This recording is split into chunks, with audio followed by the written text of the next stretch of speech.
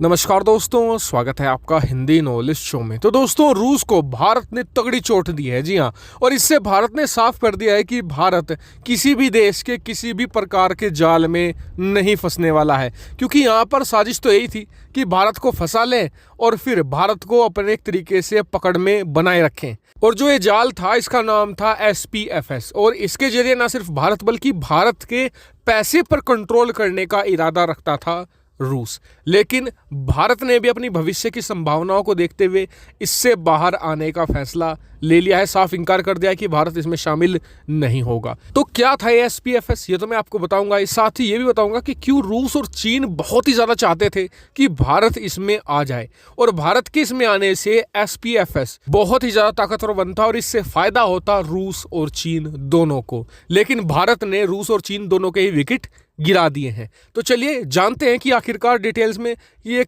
SPFS भला क्या है और रूस और चीन इससे कैसे फ़ायदा उठा रहे हैं। तो दोस्तों, SPFS है, इसका नाम फुल फॉर्म में आपको बता देता हूँ। इसका पूरा नाम है system of transfer of financial messages. आपने स्विफ्ट सिस्टम का तो नाम सुना ही होगा, अमेरिका का स्विफ्ट सिस्टम।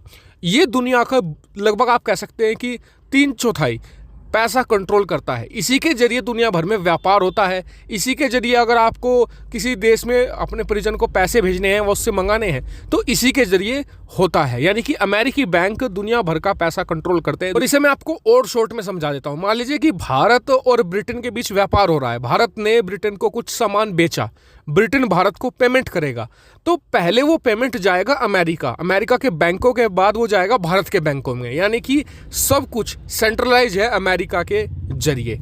और इसी के टक्कर में रूस ने निकाला है अपना ये SPFS, और इसी के जरिए उनका भी प्लान था कि वो भी दुनिया भर का पैसा कंट्रोल करे। और अभी तक इसे स्पॉन्सर कर रहा था एक तरीके से चाइना, यानी कि जो रूस और चीन मिलकर इसे स्पॉन्सर कर रहे थे दुनिया भर में। लेकिन ये इतना सक्सेसफुल नहीं रहा है। जी हाँ, यही इसका सबसे बड़ा बैकडोर रहा है। और भारत अगर इसमें शामिल हो जाता तो देखिए, एक तो इसमें रूस और चीन तो थे ही पहले से। चीन एक बहुत ही बड़ी फाइनेंशियल पावर है। अगर और भारत का भी आने वाले समय में अगले 7 से 8 साल में हम दुनिया की तीसरी सबसे बड़ी अर्थव्यवस्था बन जाएंगे, यानी कि दुनिया की नंबर 1 और दुनिया की नंबर 3 अर्थव्यवस्था इसमें शामिल हो जाती है। और 2030 तक दुनिया भर का व्यापार, दुनिया भर का पैसा कंट्रोल करता रशिया।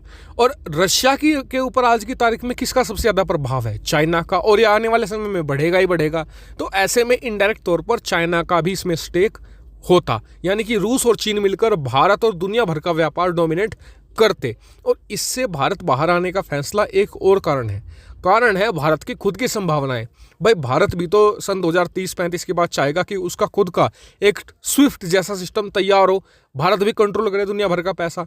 तो अगर भारत एक्सेप्ट कर लेता रूस चीन के इस ऑफर को, तो फिर भारत खुद ऐसा सिस्टम नहीं बना पाता आने वाले समय में, और इससे भारत को एक पूर्ण सुपर पावर के तौर पर दुनिया में नहीं जाना जाता। और भारत इसे एक्सेप्ट भी कर लेता तो दुनिया भर में क्या संदेश जाता कि जो लोग भारत की ज़मीन पर कब्जा करना चाहते हैं, भारत पर बुरी नज़र रखते हैं, भारत उनसे गलबाहियाँ कर रहा है, उनसे गले मिल रहा है, उनके जो एक तरीके से डोमिनेंस को स्वीकार कर रहा है। वहीं जो देश भारत को समर्थन कर रहे हैं, जैसे कि अमेरिका हो गया, यूरोपियन देश हो गया, मिडिल ईस्ट कंट्रीज़ हो गए, भारत उनके खिलाफ जा रहा है। तो इसलिए भारत की इमेज को भी चोट पहुंच सकती थी। वहीं भारत के बाहर आने के परिणाम ये हुए हैं कि रूस का ये जो पेमेंट सिस्टम है, ये बुरी तरीके से फेल होने की कगार पर पहुंच चुका है, क्योंकि रूस ने पूरा जोर लगा लिया था कि भारत इसमें शामिल हो जाए।